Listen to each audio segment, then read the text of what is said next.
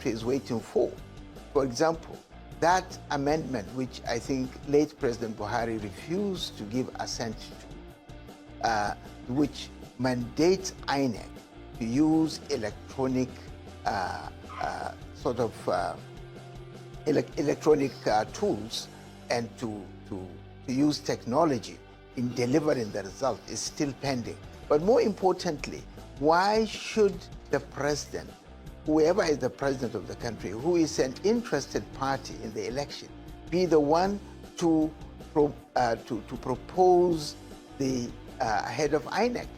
I think late Ways Committee has made very good recommendations, which have been blocked by those who are interested in manipulating INEC.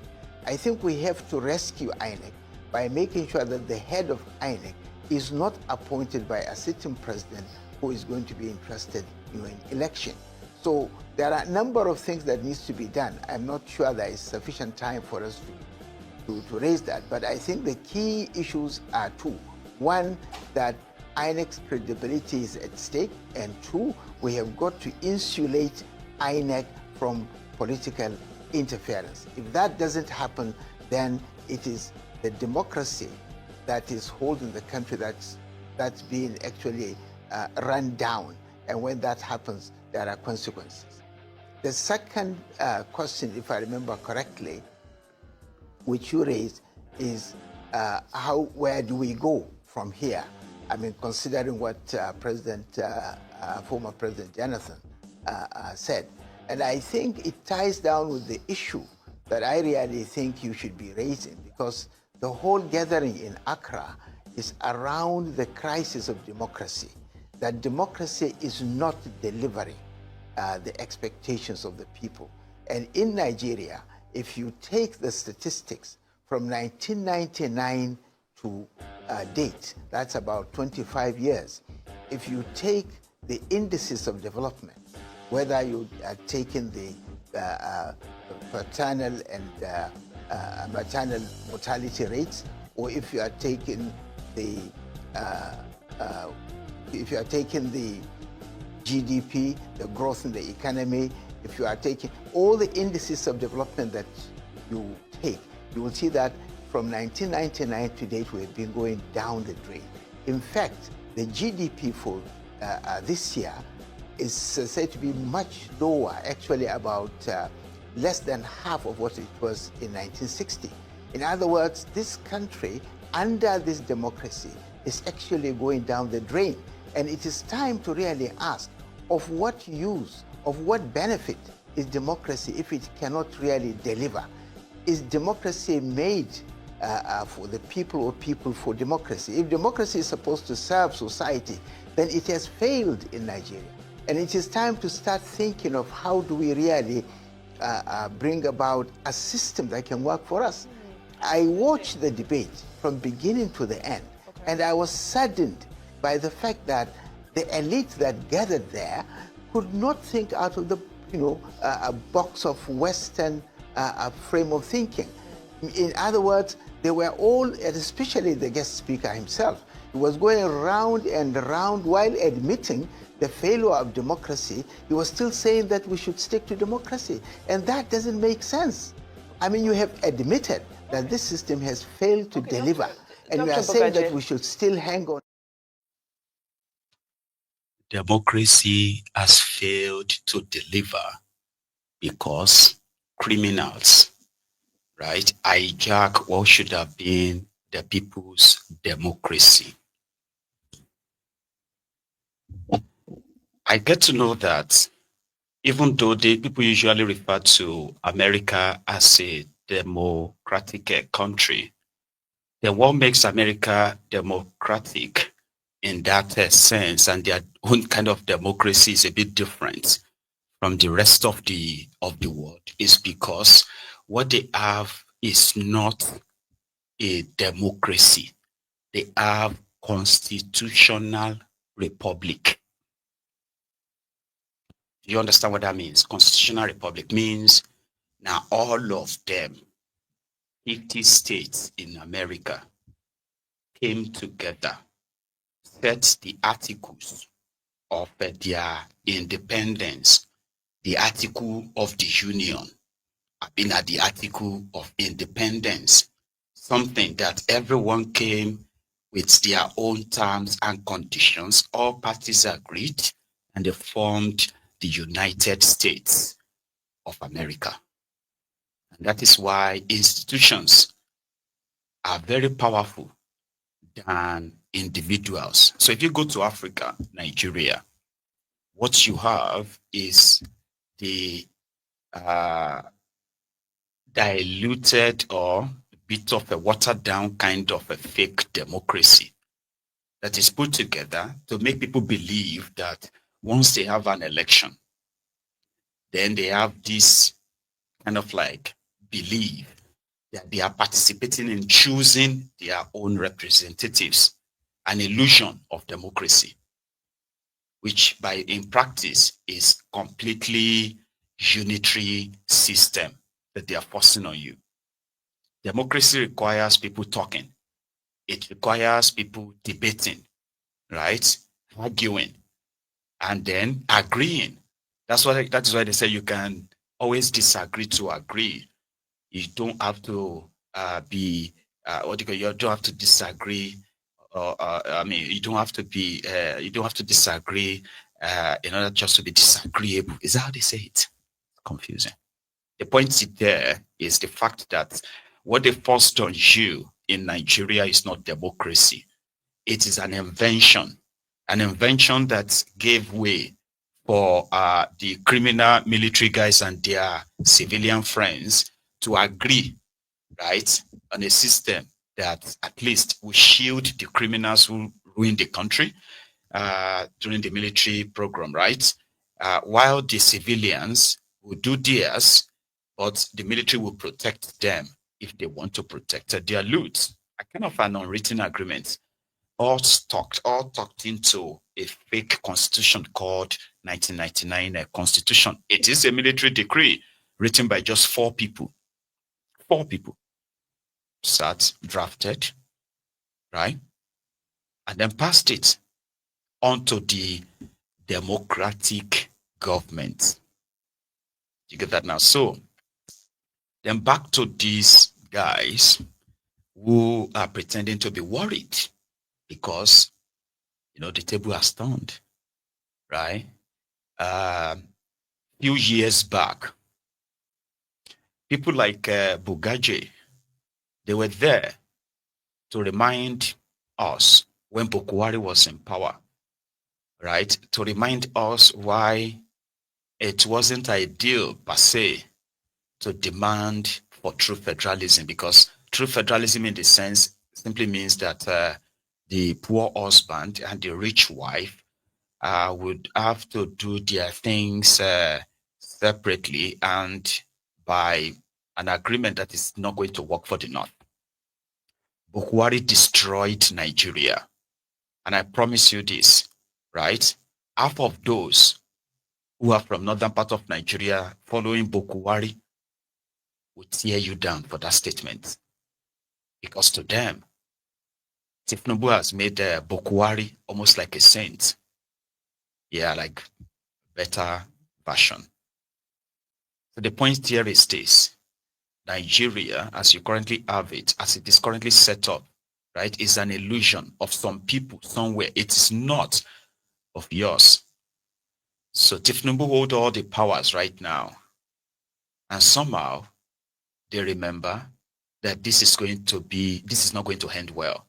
Or it's not going to end well. If this, like heaven will follow and all of that stuff. But here is how they are still very much wrong. Wrong in the sense that they want somebody else to do it. They want the Akpabiole's Senate, the one you already know. They want Akpabiole's Senate to remove the power to appoint INEC from Tinubu, like now, So I said, why can't they just call for a national conference? There's something about Nigeria that you also need to know, especially those of you who are politically conscious. You see, there's nothing called national cohesion in that place. The only unifying factor among few of these guys is, is their greed. And they are united in that sense. Why majority of you are united in your maybe bigotry and tribalism or what have you, and every other nonsense that they use to distract people, from the real thing. They are united in their greed, and that is what is still keeping Nigeria one. So if Nigeria is going to implode, this is my observation. Nigeria is going to implode. It is not going to be because millions of Nigerians have been dipped into poverty. Millions others have been subjected to a decade-long terrorism. While millions of children have had their own future stolen from them without them even knowing right now. You get that now? All of these are enough, possibly, to trigger you and take them down. But you won't do anything. What I suspect will indeed break the cycle will be when their greed has become so uncontrollable, right? That fighting for that, they call it national cake, fighting for that national cake will become bloodier. And yeah, that is what would then possibly get it to explode too. It has to start from them. And you see the way they are pursuing this, their 2027, and the way it is going to probably end, you may have something closer to that, but it's going to be from them. It's going to be from them. Anyway, El Rufaya, who said that they needed to stop Tinubu, they had to stop Tinubu in 2027, or else Tinubu has all it takes. And the points are there, the signs are there. He has all it takes to be president for life. Bugaje says something about that. But before we come to Bugaje, there is another individual talking about it just doesn't make any sense. If something doesn't make any sense, like they are postulating, right? It is not by patch, amend, and all of that they are doing in this their National Assembly that will actually fix that. You need to eat the streets. You need to bring these your supporters that you want to convince to participate in a charade in an already rigged election, right? You should be able to, you are expecting millions indeed, then you should be able to move them out like they do in the rest in the other part of the world.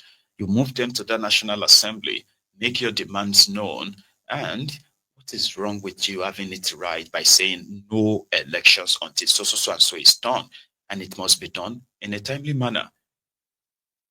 I don't know, maybe my imagination won't wound me, but listen to this guy. Well, I think it goes back to where we have just ended. And that is that, can we afford as a nation to continue to vest in the President of the Federal Republic of Nigeria that responsibility to appoint not just the chairman, but other national electoral officers, including resident electoral officers? The powers are so wide. Now, it is worse when such a president will also be a participant, will also contest the election to be superintended by his appointees. I mean, common sense frowns at that. Logic is not susceptible to any logical thinking. And I think that even the law itself, as lawyers, we are told that a man cannot be a judge in his own cause. This time around, you cannot appoint somebody into a process in which you will participate. So from those angles, it is very clear that we needed to make profound rearrangement and reforms. There have been suggestions, which is to say that we are not short of ideas on what can be done. This report, this committee have proposed that the appointment of at least the chairman of INEC to be by the National Judicial Commission. And the reasons are not far-fetched. It is that such a body is not political as such. But more importantly, it is a judicial, quasi-judicial body that will be able to ward off to some extent or to a large extent political interference. I will even go further. Well, I think it goes back. Don't worry. Sorry. You said enough. Get it. You know, many times people have said, some observers have said that it will make a good deal of a difference, right? If Africans developed their own type of government, the one that works for them. People have suggested that with the level of underdevelopment in the country caused by, cash flights, resources being looted, they claim the resources are few, not enough for the population of Nigeria. Okay, but the resources that is not enough is being monopolized, privatized by these rogues and their friends. The resources is not being judiciously used in the country, which is obvious. So people have suggested that there seems to be a bit of a style of government that tend to work a little bit towards, keeping what they could call national cohesion at the time when everyone was running their own affair. And why can't we do that in the minimum if they don't want to break up Nigeria for their, God knows, selfish reasons? But if you care for the millions of people in it, right, you will obviously believe that if this is democracy, the ones that they are making you believe is the only one you can have, the one that impoverishes the majority and, turn a few unproductive criminals to billionaires, then that is crazy. A democracy like that. You get me now? So people could rule themselves. A system where, fair enough, you already have 6 regions to start with. You were supposed, people are saying that, the center from time immemorial, well, after 1966, right, when they decided to concentrate all powers at the center and make a single person, a single individual, the most powerful person. It's already proved one to you recently by removing a democratically elected government. You all know the reason why it got away with that. You can't run a country like that. So they have always all been talking about devolvement of power. Let's devolve power.